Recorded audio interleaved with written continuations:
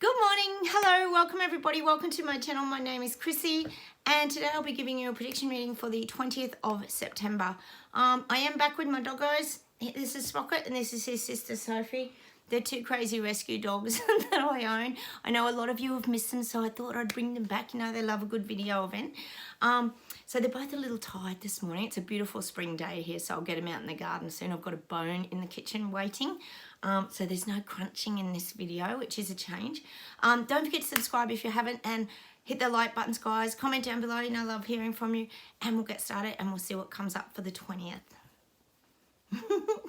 The tail wagging and the attention.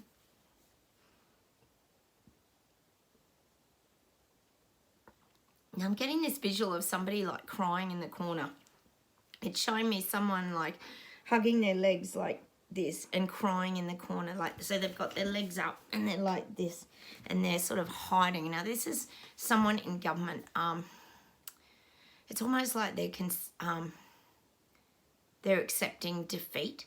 So I feel like someone's in the corner huddled up, sort of like hiding away. It's around it's someone in government and power hiding away. The energy I'm getting is, yes, Biden. I do feel it's Biden. I feel like he's just getting overwhelmed now. It's getting too much. And they're showing me him like huddled up, like in the corner hiding. It's that form of protecting yourself. If you think about sitting in a corner, it's like protecting yourself and like shutting out the outside world. I am getting that for Biden. He's really bad. I don't think people even know how bad he really is, because you've got to remember, we're only getting tiny little snippets of this. We're not getting the full picture. So we don't even know what's really going on in the background, because they're only giving us little 10-second clips of this and that and very, very simplified kind of things. So I do feel like Biden's kind of hiding in the corner now. He doesn't want to do this anymore. I kept saying that a while ago, that this is like getting beyond cruel now, because he'd be overwhelmed with the lights, with the people, with the crap, having to read the teleprompters or whatever. This is starting to really overwhelm him. So that's what I'm getting for Biden. So if you're living in America, there could be a lot of shifts. That's quite possible over there. I do feel like things might have to start to change. I think things are being forced to change, to be honest. I'm just going to have a sip of my coffee. Know me, got to have my coffee, guys, with you. Cheers. Hang on a sec. I'm getting California. There's a lot going on in California. One of you mentioned that the other day. I feel like there's a lot of this, like, they're saying stalking, but if you think about stalking, it's kind of that process of watching you, like Big Brother is watching you, it's stalking you. I do feel in California, I always talk about a lot of places at the moment being these trials for certain things, and I do feel like California, oh dear, I do feel like California is being trialed in a lot of this process now. There's just a lot of changes in this area. I'm getting that song, California Dreaming. I don't know, was it the Mamas and the Papas or someone?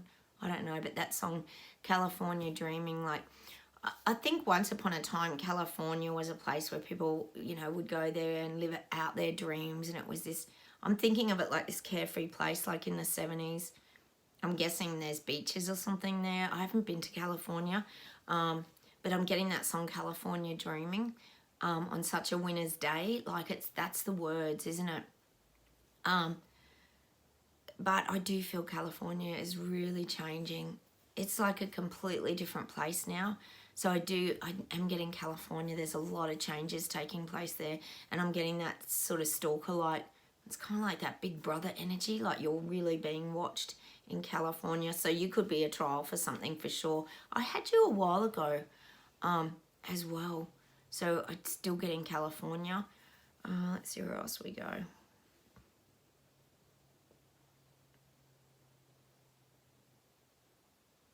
Oh, now they're giving me the songs today. I'm getting the song Bye Bye Miss American Pie. Is that the song? Don't know who sings it. I know the song. Wish my levee to the levee, but the levee was dry. Them good old boys were drinking whiskey and rye, singing this'll be the day that I die. I don't think Biden's very well, to be honest. I really don't. But I am getting that song. By is it Miss American Pie? Something like that. We need to listen to these songs because sometimes they have a little bit of meaning in them. But I am getting that song today. So I'm really, the focus could be sort of onto America, I would say. Like, we know we've had the funeral yesterday. It was all, yes, a very big event. And all the eyes in the world were watching. Well, what are they doing in the background is a question we all ask here, isn't it? There'd be a lot going on while all this distraction with the royals is happening.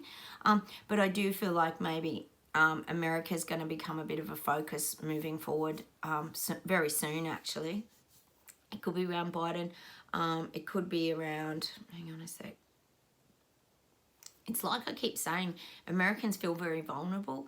They're feeling very exposed. When you don't have that strong leader, I keep saying it, you feel like you don't have much power in the world. It's kind of strange. It's just this illusion, isn't it? But when you haven't got that strong person moving your country forward and standing up for the people, it feels like everything's kind of collapsing and you're becoming very vulnerable and you're becoming quite a target for other nations. Like, that's what I'm still getting for America. There's a lot of... what's the word? There's a lot of, it's saying unsettled feelings in the people of America. They just don't feel like they're in a happy place right now. That's what I'm getting for you guys in America. I know, Zach, you're over there, aren't you? Maybe you can let us know what's kind of happening and what the vibe is over there. But I am getting that people are feeling very unsettled. And it's almost like, to me, I'm getting this image of, it's like Biden is racing to get to the finish line. So it's like, can we hurry up and end this? That's what I'm getting for Biden. It's like he wants this to be over, meaning he wants his term to be over or he wants this whole experience to be over. But I am getting that racing for the finish line. He just wants to get to the finish line and like collapse. Could you blame him? If he'd be so overwhelmed, he'd be full of anxiety and hypervigilance and all this kind of thing. He probably has moments of normality. I'm not saying he wouldn't, but there's times where I reckon he's very overwhelmed and no one's like respecting that. It's so sad, isn't it? But I am getting that for America. There's still that feeling of vulnerability. Let's see where else we go.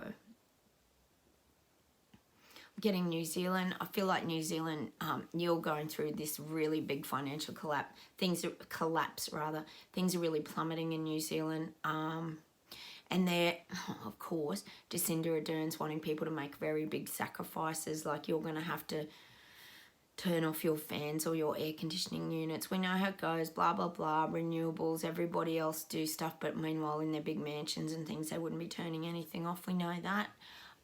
But I am getting that for New Zealand, that your financial crisis is really plummeting now. It's just collapsing. But as we know here on my channel, all this is happening for a reason. To rip the carpet out from everybody so they fall on their backsides, meaning the little people and the peasants, I call us. So that's what's happening in New Zealand. You're really going to get hit with this cost of living crisis, really big, and it's coming really fast. Let's see where else we go. Housing crisis, this is globally, is still continuing. They're going to actually start ramping that up now towards Christmas. They're even going to make it harder for people now. As we know, they don't care about anybody do they? And the fact that you're going into Christmas and people are wanting to get together, because we know they want to separate. So it feels like to me people won't be able to have the big Christmases they used to because they're not going to be able to afford to travel. They're not going to be able to afford to fly, catch trains, and go to each other's houses and have the big festive food that they used to have. It's crazy, isn't it? I'm just, that's what I'm getting. Actually, I just heard, so yeah, this is global. I just heard something weird on the radio then when I was driving along, and they were talking about Qantas Airlines here. I often talk about Alan Joyce because I'm not a big fan of his. And they were just saying how they've now banned vegan meals on the plane. And I thought it was very odd because, and you're only allowed, I think, I mean, after a 3-hour flight, you can have allowed to order a vegan meal, but they're not catering for that anymore. And I thought that was very strange. like, what are they up to there? Because we know where this is all headed with the reset and the getting everyone to become vegans, eating crickets and all that. But I'm wondering if they're sort of starting to wipe sort of different platforms around the eating culture down so that they can just roll out their little, you know, bugs and cricket flour and all that sort of foods. We don't know. They're very sneaky, aren't they? So I thought that was strange that they were sort of deleting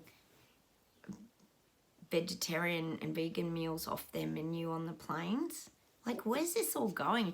See, this is the confusion even for us, isn't it? We get a bit confused with some of this mixed messaging. Let me know down below if you're experiencing that too, where you guys are, because I am getting that there's a lot of mixed messaging. Let's see where else we go. Oh, I'm getting that Statue of Liberty. We've had that before, where she's holding up like the flame, the power and the strength. And that's the image I'm getting. But I'm getting this image that like the world is igniting. And I've said this before about passing the like Olympic torch, how one country passes it to another. Like when Canada stood up, it passed it to New Zealand, to Australia, to Netherlands, to Sweden, to Switzerland, to Germany. Like everybody stood up and it got ignited. So I'm actually getting that visual. We talked about September, things would be starting to, people would be starting to fight back. Well, now I'm getting that that visual of the passing of the baton, which means the light energy is kind of starting to get passed around again. Oh, and just while I think of it, but yes, that's where we're at. We're at this this part in the awakening process where the baton is starting to light up other places as well. If you think of that Statue of Liberty energy, a lot about America today. I know. Got to hold Sprocket's hand. You know that I do. He's a good boy, and you're a good girl, Soph. Oh God, they're very high maintenance. My two dogs, aren't they? Oh gosh, where was I going? Oh yes, I did want to tell you guys about what was it? That number 3 of the global walkout. I'm going to post it onto my page. I'm going to post it onto my Chrissy Psychic Life Coach Facebook page. And what it is they want everybody to get off the mainstream media platforms. So as in unsubscribe to like all your basic media channels and take them off all your platforms, like your I don't know what your Facebooks or whatever. If you've liked these things, maybe unlike them. That's what they're wanting us to do, is to detach from the mainstream feeds and the mainstream channels on YouTube and things like that. Which I think, to be honest, most of us have done anyway. We don't tend to watch that standard kind of news, do we? But that's what the 3rd week of the global walkout is. If anyone's interested, we can all hop on board and do that and turn our back on. It happened to the CNN. Oh, that was CDC. Too many C's. This CNN, didn't it? They started to crash because people turned their back on them because they were so left. And that's what I'm getting. And that's what they're doing this week. They're turning their back on the mainstream media and turning their TVs off and things like that, which is what a lot of us do anyway, isn't it? But it's a good plan. At least that's going to, you know, show them that people are turning their back on them. I'll see if there's anything else to close with today.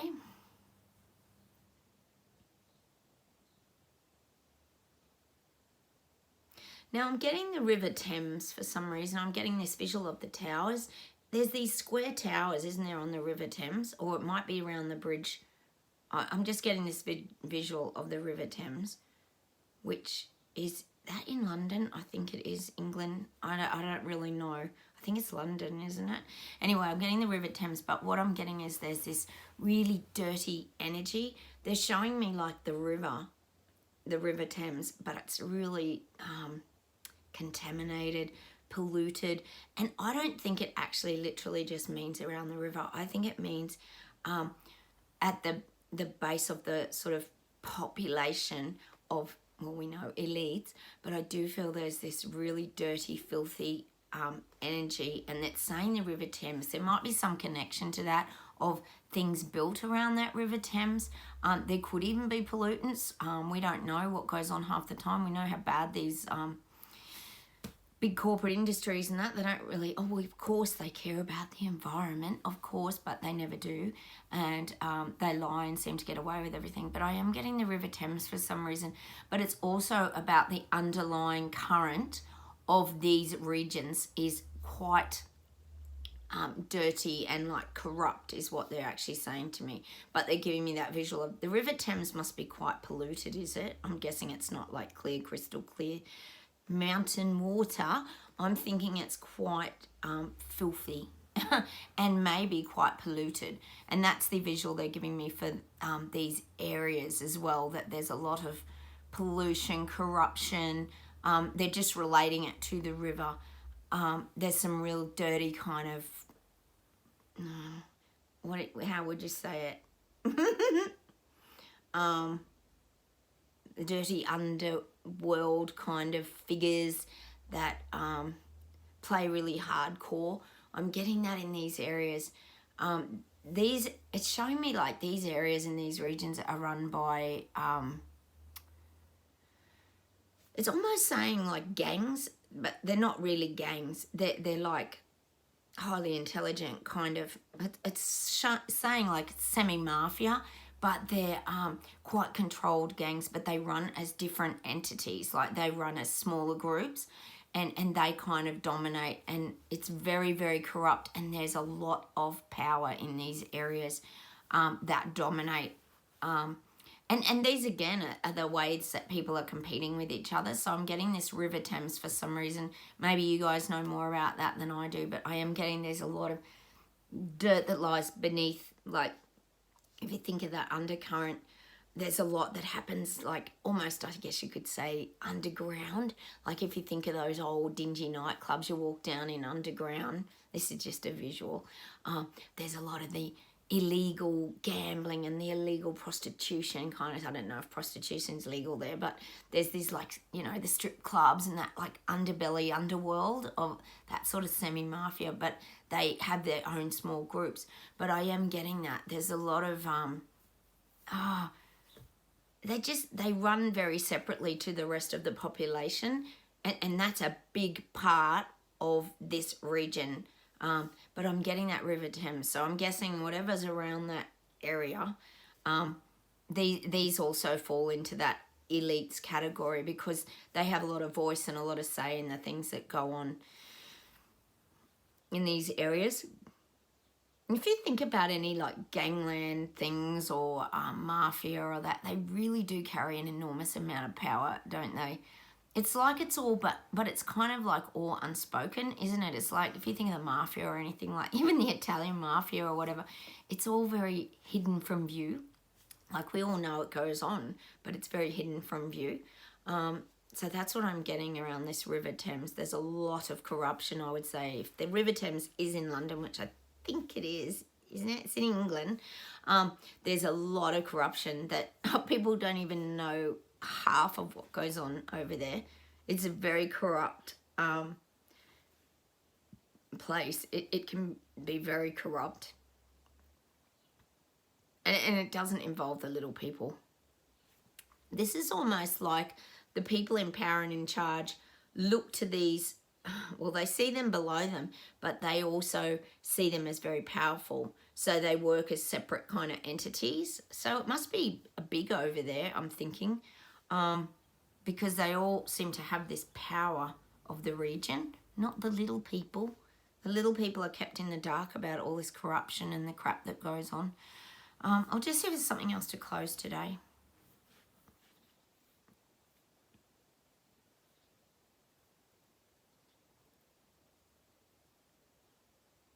Yep, and we're just not to hide at all. The guys are saying we have to stop hiding. We can't keep hiding ourselves away. We have to, I always talk about body language. We have to have our heads up high. We have to walk around with confidence. We have to be really self-assured in our decisions moving forward. No matter what's coming at us, we have to face things with, I guess, great humility, but also with great strength.